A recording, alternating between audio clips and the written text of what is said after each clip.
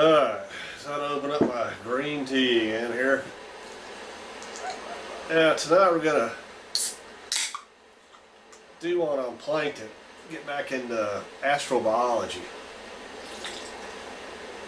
which is what's kind of going on they're combining two fields. They're combining biology, traditional biology, with the study of biology on other worlds. They've been collecting samples of Mars and stuff, and so they're starting to kind of combine those two worlds because they have to try to find out what is part of the biosphere, other planets and other worlds and stuff, and predicting what they would find out there with the limited information we have right now. That they are getting some answers. You know, they've been taking soil samples of Mars and some other things, so they're starting to get some answers. So they're combining those fields, and one of the reasons why they can do that is because we know from the study of the Earth that the Earth is the best biosphere out there in the universe. We know there's suns all over the universe. So we also know that the Earth is basically the best planet to live on. So the question goes is how many variations are there on the Earth? Are there desert worlds or just ocean worlds?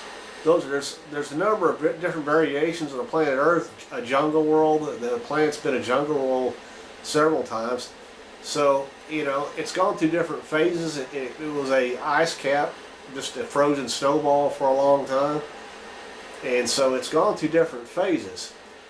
And some of their explanation for those phases aren't clearly clear to me, because, I mean, especially when the Earth was a snowball, it to me had been moved, just like Venus, you know.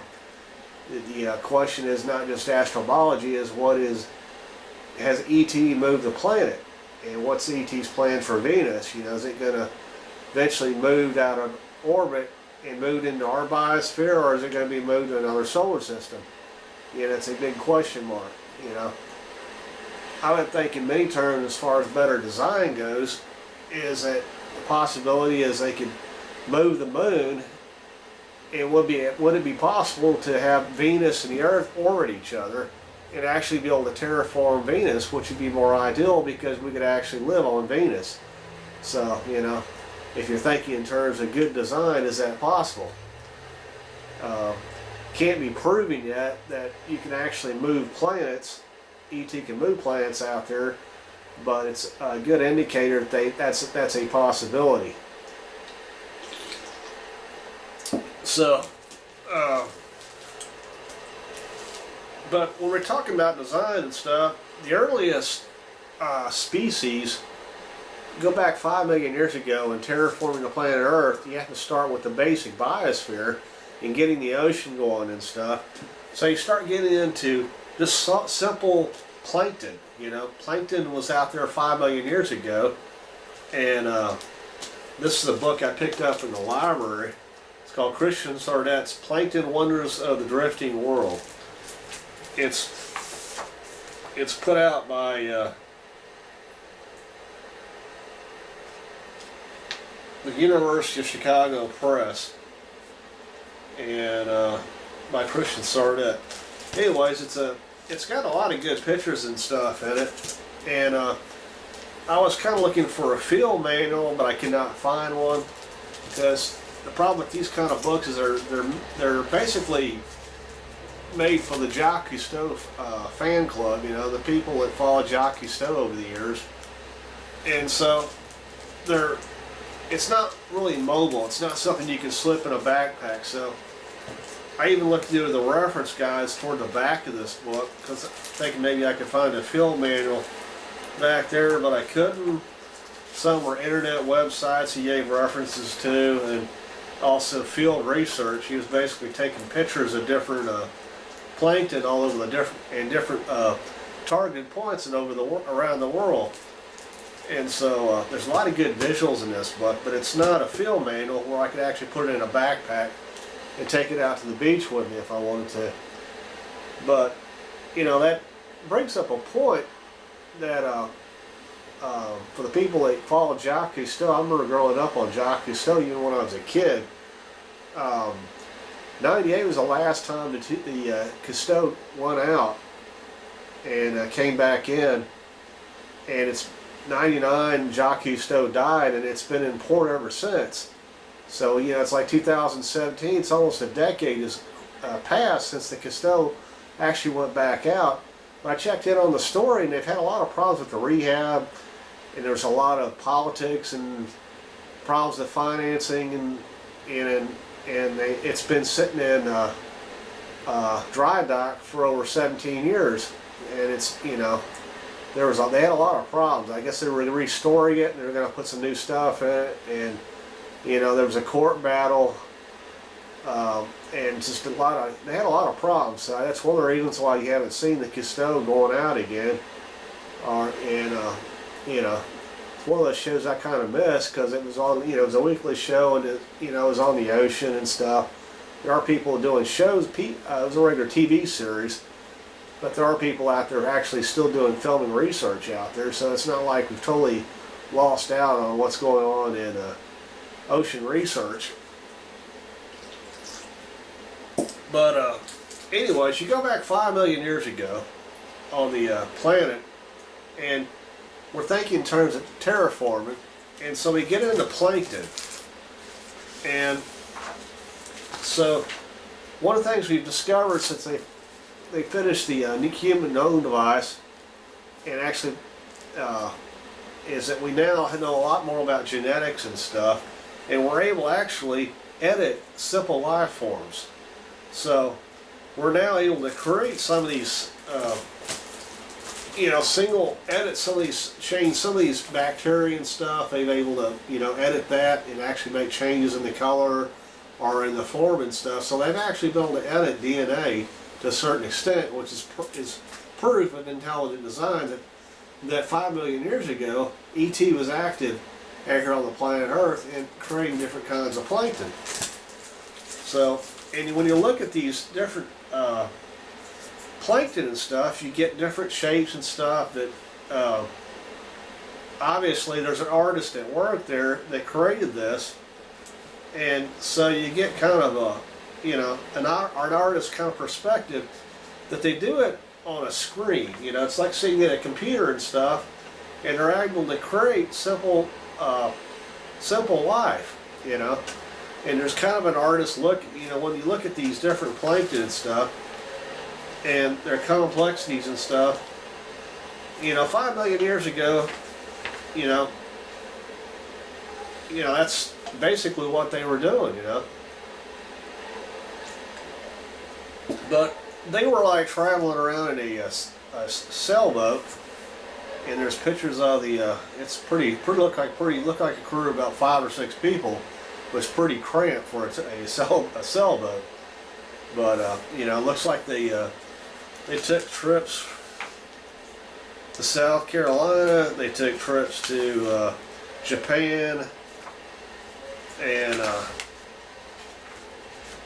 here's some of the stuff they've discovered in Japan. I'm going to put it up on the screen up here too, as you can see. But one of the interesting things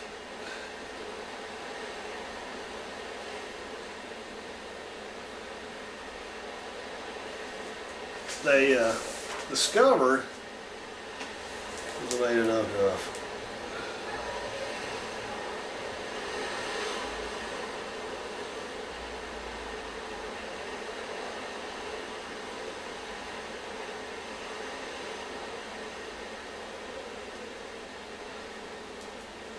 So anyways,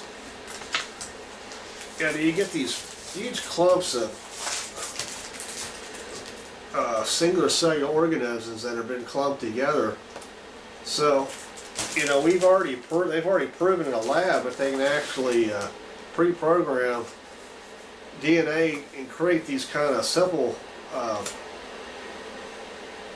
kind of masses of protoplasm and stuff. So it's already been proven that it's possible to edit DNA to create these basic life forms. But what an advanced geneticist does is done on a computer screen and computer simulation. So it's not something that they're just randomly selecting DNA and trying to edit it. They're actually able to run simulations and stuff as to what kind of organism they're going to get, and they're getting via semi-artificial intelligence. They're getting feedback that tells them whether it's going to be able to survive or not in the wild. So it's not like they're just randomly playing with life. They're running simulations and stuff. That's what ET would be doing out there 5 million years ago. So, but there's a lot of interesting life out there. One of the things they discover is that there's photosynthesis in some of the membranes in the bacteria and the chloroplast, some of the plankton and stuff that can actually use sunlight to convert energy into a source that they can actually utilize. It may be just simple.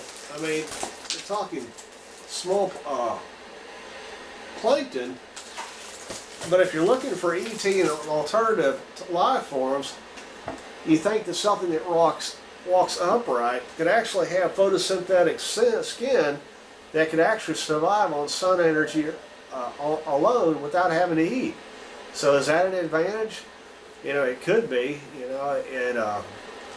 But it is indicating by looking at plankton and stuff that it is possible. So that is another clue as to what possibly might be out there in the universe as far as alien life goes, and that not everybody's eating out there. Some are just getting energy from the sun. But the question I would ask myself is that photosynthetic membranes and stuff that they're made of, is it enough for somebody that's larger and walks upright? Does it collect enough energy that they could actually live off of? That's a question that would have to be answered, but it gives you an interesting clue as to what might possibly be out there. So now here you're getting an astrobiology question as to what might be possibly out there as far as alien life goes. But they did find photosynthesis in the membranes and in these plankton, a lot of these plankton stuff. So here again, now you start to get into astrobiology. And one of the reasons why they're restudying stuff that they've already gone over, and actually going back over that stuff as to what possibly might be out there. But we know that plankton are critical for sea life. Whales feed off it. And it's a food cycle that you have to have out there in the ocean to get it, for the large fish to be able to survive and stuff. And it also converts CO2 into H2O and also sugars. So it's part of the ocean and molecular oxygen. So it's part of creating oxygen out here on the planet. It's not just plants out there on the shore in your jungles and stuff. You're also getting beneficial conversion right there in the ocean. So let's say that you're trying to build a planet, there's atmosphere up and stuff, so you start out with life in the ocean. If you don't have a whole lot of soil and stuff here on the surface of the oil that you can actually utilize for plant life, or you just start in the ocean. So all this is based on data.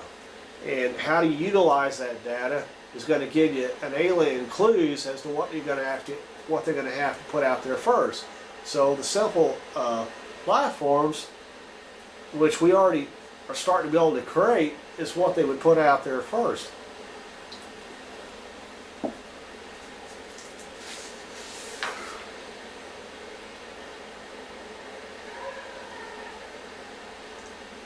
Yeah, here's cytoplankton. Here's another one that's they all have kind of a greenish color. It's actually plankton, but the photosynthesis it's still kind of a greenish color. So, you get all this huge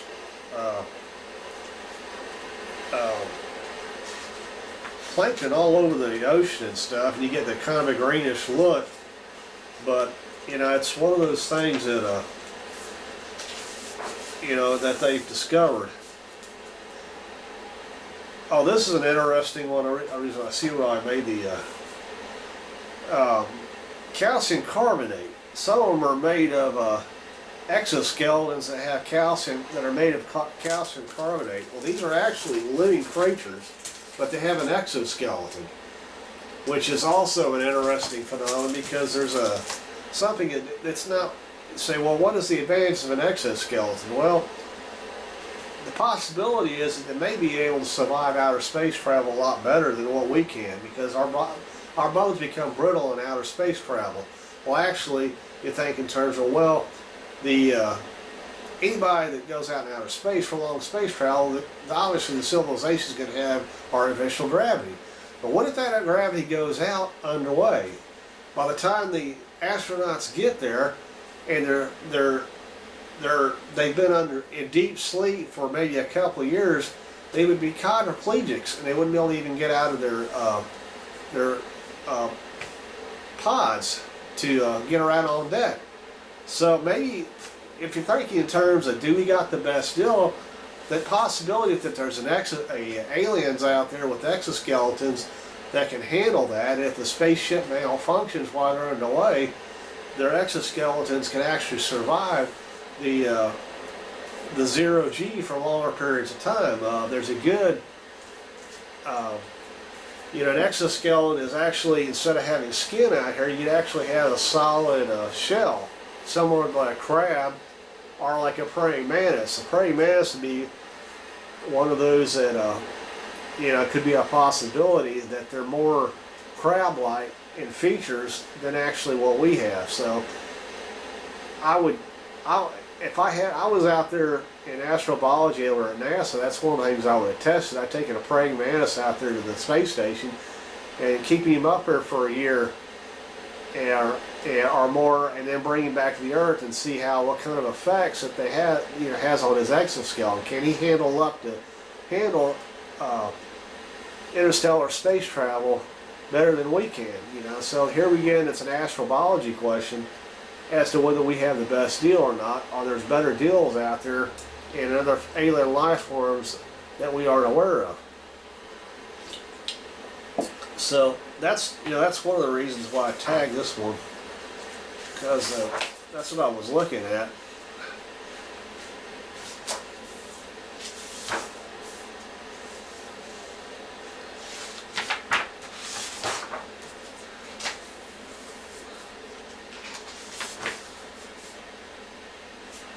You know, a lot of these,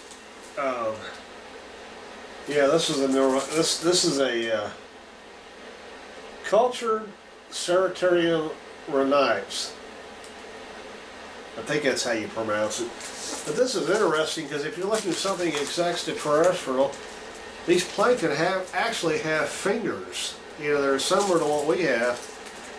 And so if you're looking for an alien species, the fingers will have an advantage because they can actually grasp a lot better than what we have. So, I mean, even though it's plankton, these are alien features that may have an advantage. So, if you're looking at an alien species, they could actually create longer fingers, would actually be able to grasp more. You know, it's just like grabbing a hold of this can. My fingers don't wrap around it totally.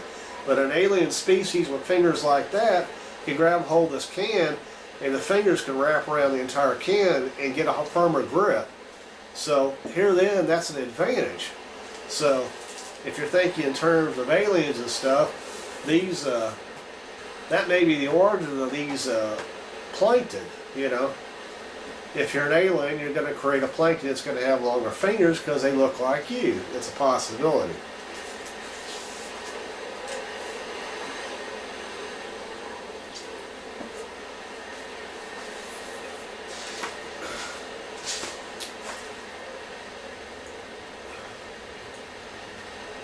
These are interesting too, the radio clarions. I'm trying to figure out why I marked this. Okay, yeah, these go back 500 million years ago. So you're looking here these are ones you would find that were out in the ocean 5 million years ago. And what do we got? We're looking at something that looks like stars. So here again, you know, if you're an alien species and you actually created the stars out there, they could be leaving us clues that they're the ones that created us, because they actually do look like suns. So it kind of is a little bit of a clue as to possibly who the creator is. But, you know, this looks like stellar mass, looks like the sun, you know. But here again, it's an astrobiology discovery. And there's a good close-up of that. I'll try to get these up on the screen. You can see it looks like a sun. You know, if you're an alien that was out there 5 million years ago, and you wanted to leave, knowing that there eventually be some kind of life forms and intelligence that eventually be on the planet, you could leave them clues as to who possibly who was the creator.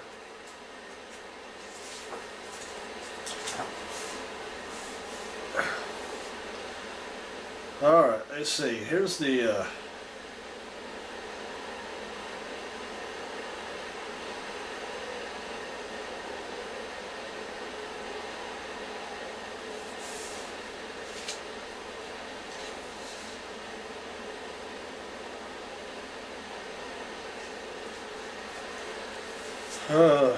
I don't see anything special now. I don't know why I marked this in here. But they did kind of look like wine glasses, the flagellums. You know, I don't know why I marked this.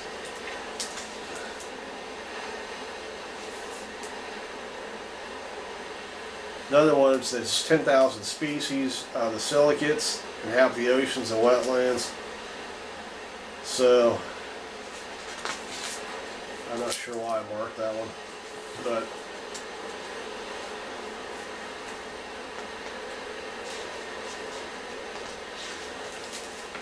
here's a medusa, which basically is a jellyfish. If you're looking for single life organisms, but they actually prey off their.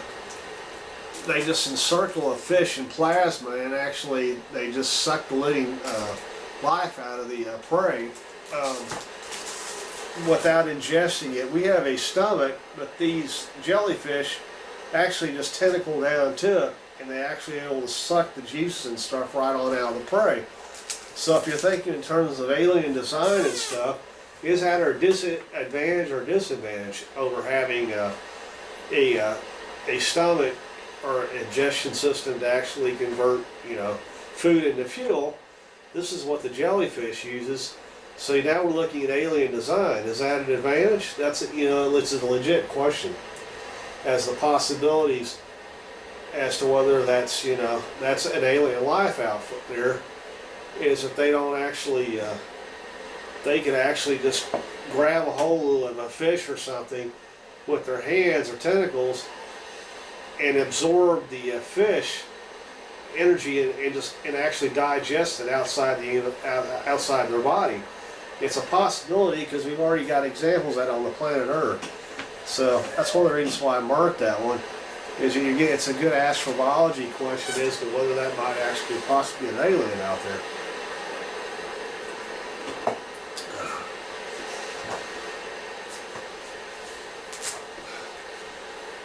Okay, this is an interesting one too. This guy really looks like an alien. It's a cynomorphous, and it's off the Galapagos Islands. You know, if that doesn't look like an alien, I don't know what one looks. But it's the way it looks. Could easily be an alien. I mean, if it is an alien that created it, it's obviously very different from ours. It's got bigger eyes and stuff. And some of the UFO abductees and stuff described aliens that had bigger eyes and stuff. So this might be a possibility as a clue as to who the creator was, you know. But some people that have been abducted by spacecraft and stuff out there, they've actually described aliens that have bigger eyes and stuff. So that is a possibility.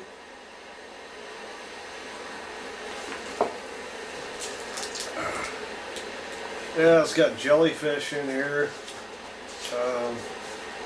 Portuguese man-o-war. Yeah, it's a really, if you look at a jellyfish, it's a work of art. You know, it's something that's crystal, and you know, it does look kind of alienish. You know, especially this one over here. This is another jellyfish. But in that a work of art, it's almost like finger paint. You know, if you're sitting in front of an alien sitting in front of a control panel, and you're actually working one of these out on a computer screen, you know, it's actually a peach. It's just like finger painting. You know, you're actually, it's, you know, it's made to look, and you're getting a really kind of a neat looking, you know, a neat looking life form.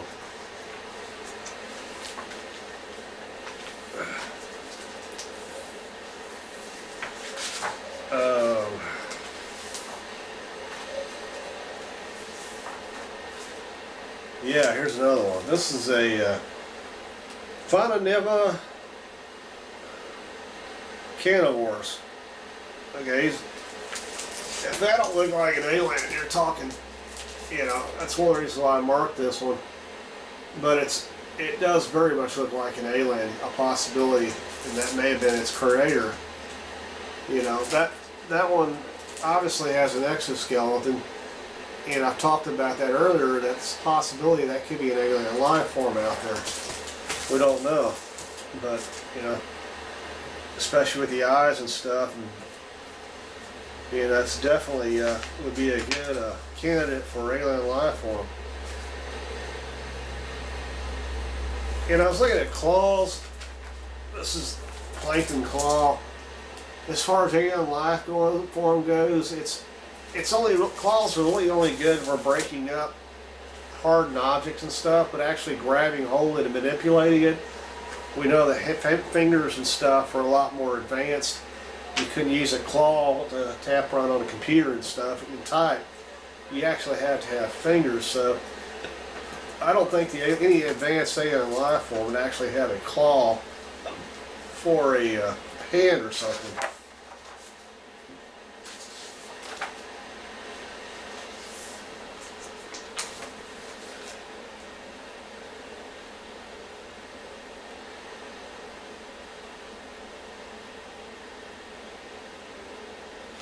Yeah, this is a, if I pronounce this right, Elysia viridis.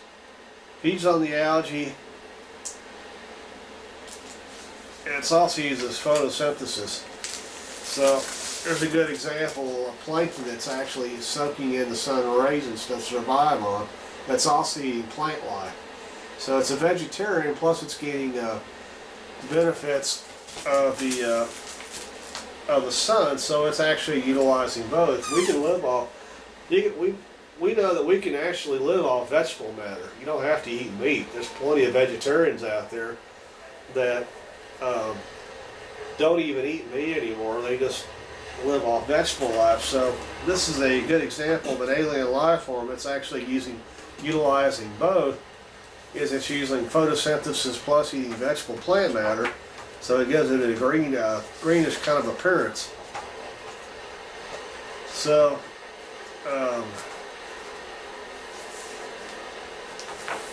anyways, but this book's got lots of good pictures and stuff, and you also gets into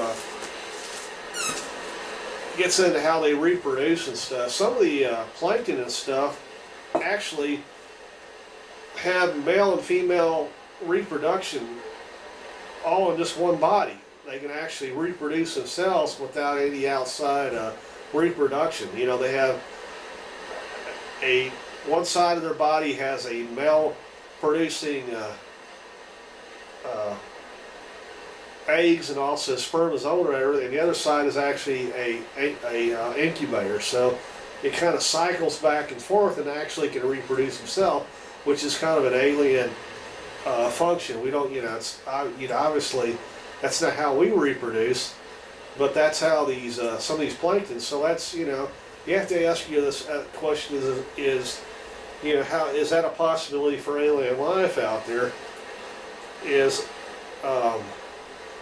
And also there's some of the plankton have, they use the ocean, which is what our origin is, but we have an incubator, which is a female. But the plankton stuff shoot their sperm out in the ocean, and the females collect it in their stuff, but there's actually no contact. They just spray it out into the ocean and stuff, and the females collect that into their reproductive system, and actually can and then reproduce and stuff. So there's actually, the medium is actually the oceans. So, you know, is that alien life form out there? You know, is that how they, you know, is that a possibility? Yeah, it's an astrobiology question. That's one of the reasons why they're combining the two fields, is kind of anticipate as to what that, if that's possible or not, or is it a better deal or it's not a good deal, you know? So, you know, we have an illusion that maybe we always have the best deal or not, but that may not be true. There's, especially when it comes to eyesight stuff, some of the insects and the plankton and stuff had almost 360 visual. You know, you can only take your finger back so far when you can't see anymore, but there's insects out there that you can almost have 360. You can be clear out your finger, clear back here, and the insect can still see back there. So they have total 360 visual. So we don't necessarily have the best eyesight in the world.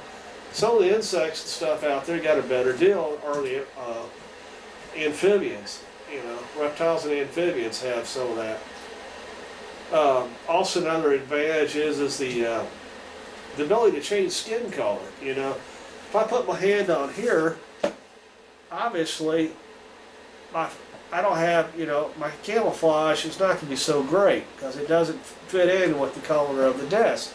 We have reptiles and stuff can actually change your skin color to whatever they touch. So is that possible to have skin that actually an alien can take advantage of, and wherever the alien is at can convert its skin color to whatever it's walking around in? It's just like in the military where different, you know, camouflage, it's either jungle-like or it's at night be heavily total black camouflage, or if you're out there in the desert kind of having a tan, there's really no advantage of this skin because it doesn't have the ability to change colors and adapt to its environment.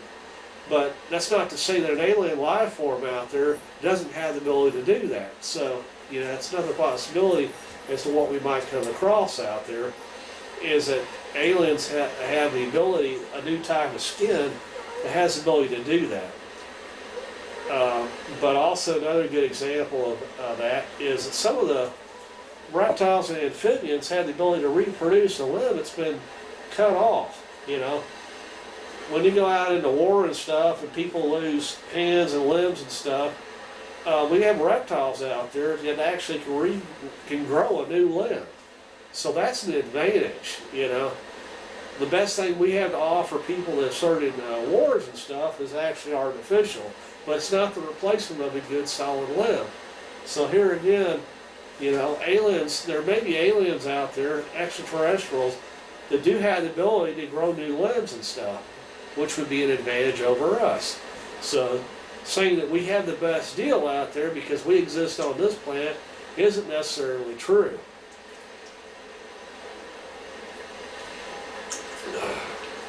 But astrobiology is an there's not a, you can't really get a degree in it. I think they're working on some books and stuff because there's limited information. The ability to do digs out there and stuff is kind of limited. What we're waiting on is to have a rover and use their robotics out there. And they haven't done that yet, I guess because it's limited funding. I don't know why they spent all this money on robotic research and they don't use it out at NASA, which to me is lunacy, because you need something out there that can actually walk around and you see a boulder and stuff, lift it up and see if there's any algae underneath it, do samples and stuff. The rover doesn't have the ability to do that. All you can do, there's several YouTube sites where they got pictures that they can enhance, they can zoom in on, but it's like the person that's doing it, you don't have the ability to send a robot out there to actually investigate unusual objects out there. So to say that we've really done a proper investigation of Mars with the rovers we got is just not true. You have to have something that actually walks upright. And they haven't utilized their robotics at all out there. I don't know what they got, but I mean, there's no excuse to not have something that walks upright.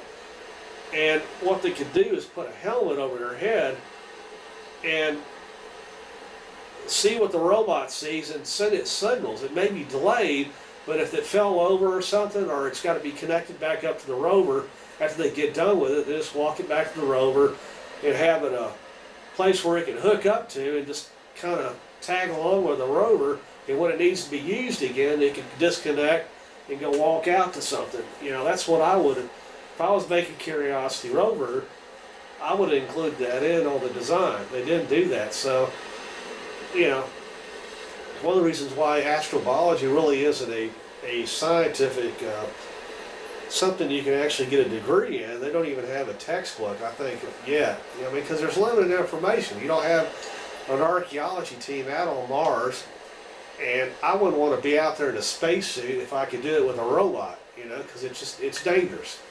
You know, when you start digging it, they did limited digging on the moon, but they really haven't done any real archaeological research on the moon. So, I mean, to say we explored the moon is just not true.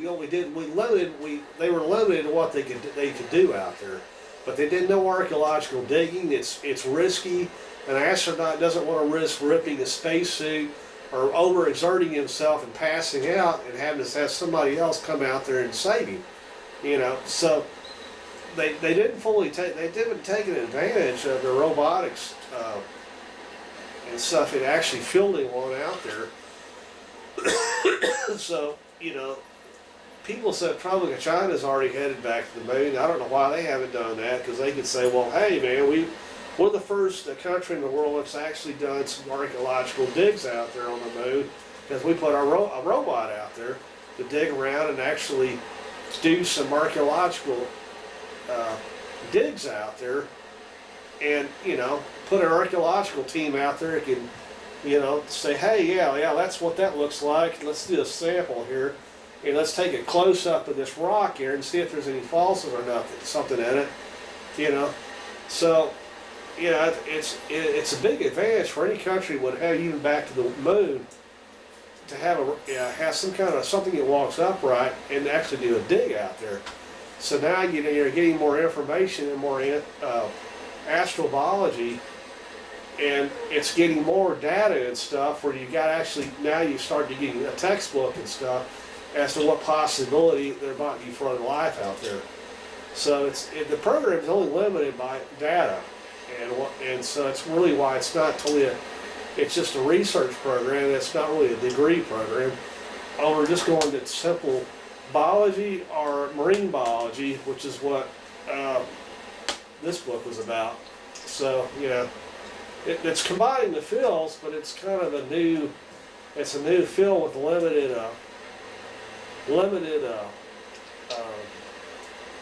research right now.